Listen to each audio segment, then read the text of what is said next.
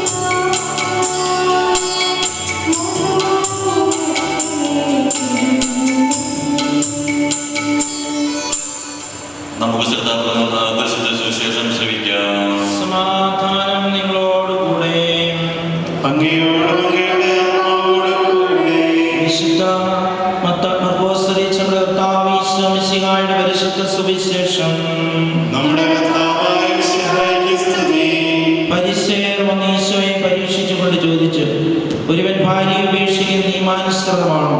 അവൻ അവരോട് മറുപടി പറഞ്ഞു, മോശ എന്താണ് നിങ്ങളോട് കൽപ്പിച്ചത്? അവർ പറഞ്ഞു, മോചനപത്രം എഴുതി അവളെ ഉപേക്ഷിക്കുവാൻ മോശ അനുവദിച്ചിട്ടുണ്ട്. ഈശോ അവരോട് പറഞ്ഞു, നിങ്ങളുടെ ഹൃദയകാഠിന്യം കൊണ്ടാണ് ഈ കൽപ്പന അവൻ നിങ്ങൾക്ക് വേണ്ടി എഴുതിയത്. എന്നാൽ സൃഷ്ടിയുടെ ആരംഭം മുതൽ ദൈവം അവരെ പുരുഷനും സ്ത്രീയുമായി സൃഷ്ടിച്ചു. ഇക്കാരണത്താൽ പുരുഷൻ പിതാവിനെയും മാതാവിനെയും വിടുകയും ഭാര്യയോട് ചേരുകയും ചെയ്യും. അവർ ഇരുവരും ഒരു ശരീരമായി തീരും. തന്മൂലം പിന്നീട് ഒരിക്കലും അവർ രണ്ടല്ല ഒറ്റ ശരീരമായിരിക്കും. അതിനാൽ ദൈവം യോജിപ്പിച്ചത് മനുഷ്യൻ വേർപെടുത്താതിരിക്കട്ടെ. നമ്മുടെ കർത്താവായ മിശിഹായ്ക്ക് സ്തുതി. In the recent past few years, I've been talking numerous times to more than half of this community present here, particularly at weddings. And so I'm afraid of repeating myself and boring everyone. And so I thought today I would speak about only just one point, and that is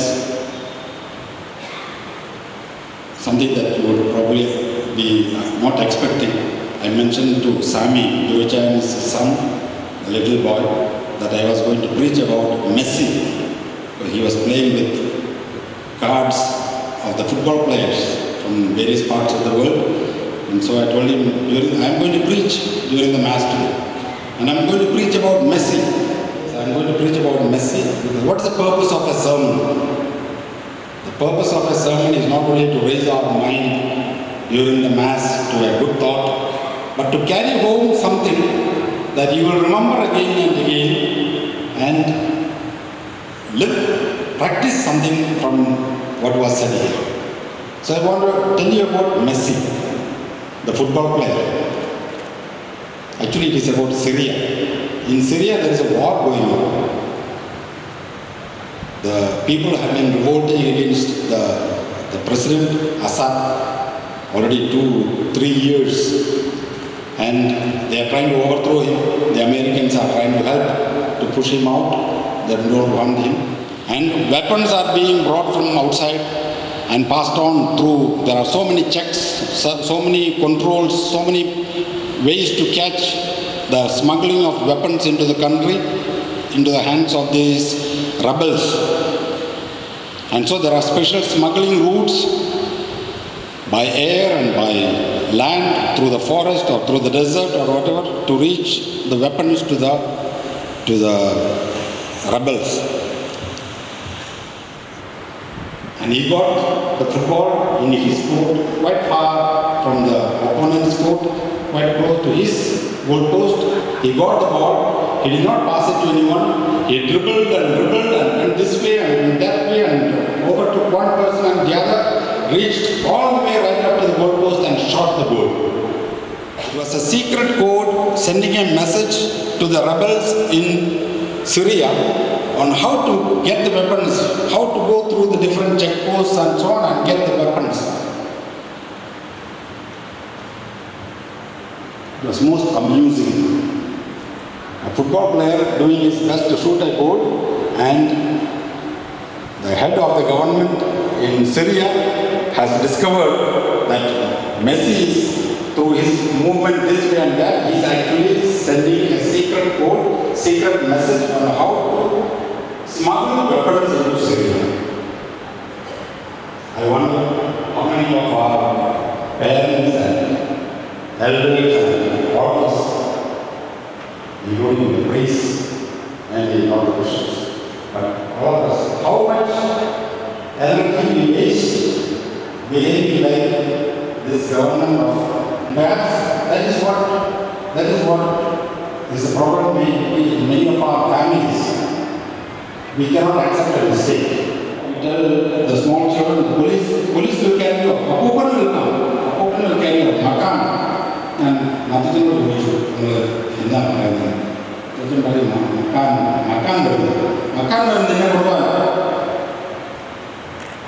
We put the blame on Makan or on the police or Apupan.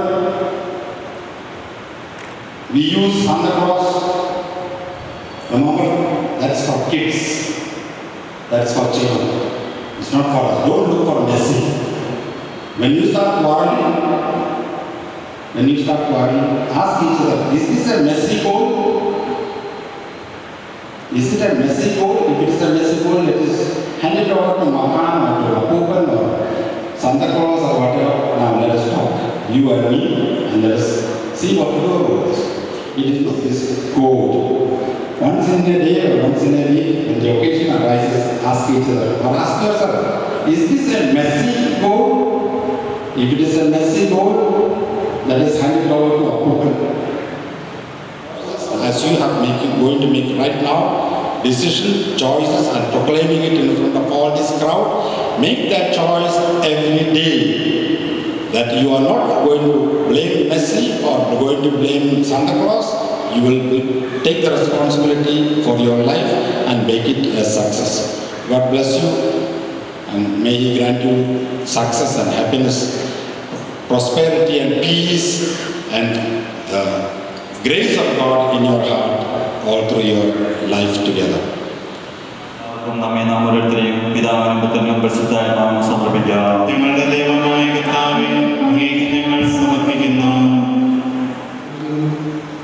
സമാധാനവും നിറയ്ക്കുകയും അങ്ങയുടെ ദാസത്വ വാഗ്ദാനം ചെയ്തിരിക്കുന്ന നിത്യകിരീടം നേടുവാൻ ഇവരെ അർഹരാക്കുകയും ചെയ്യണമേ. അങ്ങയുടെ സ്നേഹത്തിൽ ഇവരെ വളർത്തിയ മാതാപിതാക്കളെയും കുടുംബാംഗങ്ങളെയും ഈ തിരുക്കർമ്മത്തിൽ പങ്കെടുക്കുന്ന ഞങ്ങളെല്ലാവരെയും അനുഗ്രഹിക്കുകയും ചെയ്യണമേ. ശുഭമായ സർവേശ്വരയും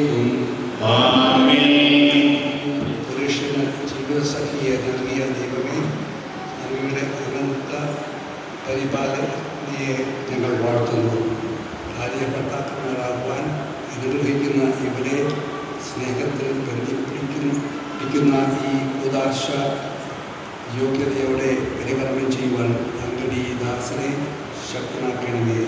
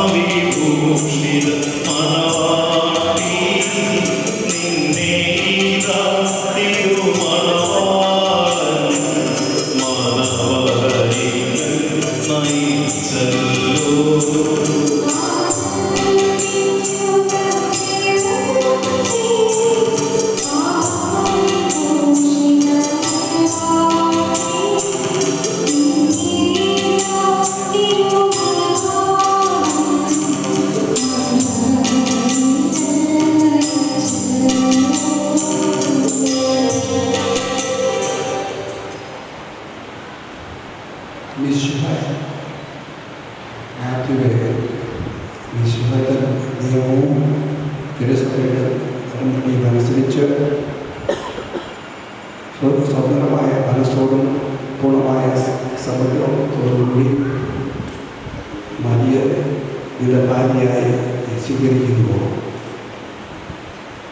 മരിയെ വിശുദ്ധയുടെ നിയമവും തിരുസഭയുടെ നടപടിയും അനുസരിച്ച് സ്വതന്ത്രമായ മനസ്സോടും പൂർണ്ണമായ സമ്മതത്തോടു കൂടി മാത്യുവിനെ നിന്റെ ഭർത്താവായി നീ സ്വീകരിക്കുന്നു.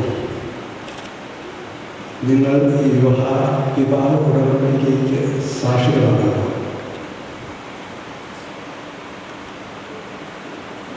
നിങ്ങൾ തങ്ങളുടെ ഈ ഉടമ്പടി അടയാളമായ പരസ്പര പരസ്പരം ചേർത്ത് പിടിക്കുകയും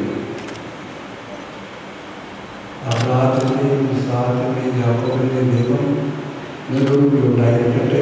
സ്നേഹത്തോടും മനസ്സിൻ്റെ ഐക്യത്തോടും കൂടി കുടുംബജീവിതം നയിക്കുവാൻ നമ്മുടെ കർത്താവായ യേശുമിശിഹ നിങ്ങളെ വിവാഹത്തിൽ ബന്ധിക്കുമാറാകട്ടെ.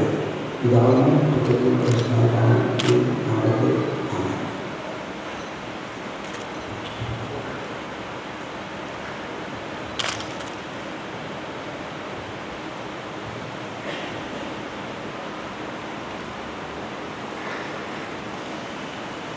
പുരുഷന്മാരുടെ തിരുസഭയെ സ്വീകരിച്ച കർത്താവേ, വിശ്വാസത്തിലും സ്നേഹത്തിലും വധുവരന്മാരെ ഒന്നിപ്പിക്കുവാൻ ഈ താലി വ്യാപകവും ആശീർവദിക്കുന്നു. ഐക്യത്തിൻ്റെ പ്രതീകമായ ഈ താലി അത്യന്തികമായ സ്നേഹത്തിലും പൂർണ്ണമായ വിശ്വാസത്തിലും വിശ്വസതയിലും ഇവരെ ബന്ധിക്കുമാറാകട്ടെ. ജീവിതത്തിലുണ്ടാകുന്ന പ്രദേശങ്ങൾ സന്തോഷപൂർവ്വം സഹിക്കുവാനും നിന്റെ ഇഷ്ടമനുസരിച്ച് പരിശുദ്ധമായി ജീവിക്കുവാനും ഇതിൽ മുഖ്യതമായ കുരിശ് ഇവർക്ക് ശക്തി നൽകാറുണ്ട്. ഇവരുടെ വിശ്വസ്തതയുടെ അടയാളമായിരിക്കുകയും ചെയ്യട്ടെ. ആമേൻ.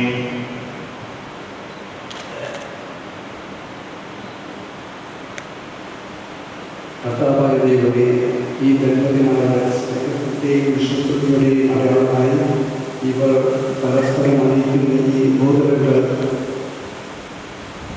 ആശീർവദിക്കണമേ. പിതാവിൻ്റെയും പുത്രൻ്റെയും പരിശുദ്ധാത്മാവിൻ്റെയും നാമത്തിൽ ആമേൻ. വരത്തിൻ്റെ അനശ്വര പ്രസവത്താൽ മനുഷ്യ ആത്മാവിനെ അറിയിക്കുന്ന കാര്യം അങ്ങനെ കർത്താവേ, ഈ മക്കളെ കൂടി ആശീർവദിപ്പിക്കണമേ. കരണമായ സമർപ്പണവും പരസ്പര സ്നേഹവും വഴി നിന്നെ ധരിക്കുവാൻ ഈ തന്ത്രിമാരെ അനുഗ്രഹിക്കണമേ. നിന്റെ മണവാളായ പരിശുദ്ധ സഭയെ മഹത്വത്തിൻ്റെ വാസ്തവത്തിൽ എത്തിച്ചേർക്കാതെ ലോകത്തിൽ നിഷ്കളങ്കമായി ജീവിച്ച് സ്വർഗത്തിൽ മഹത്വത്തിലേക്ക് മഹത്വത്തിൻ്റെ വാസ്തവം അണിയുവാൻ ഇവരെ യോഗ്യരാക്കുകയും ചെയ്യുന്നു. ആമേൻ.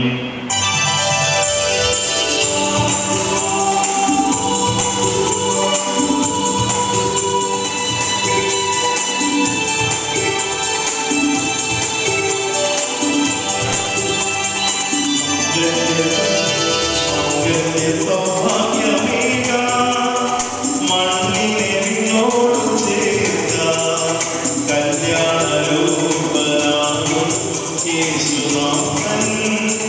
കരുണാവർഷം പൊഴിയുന്നു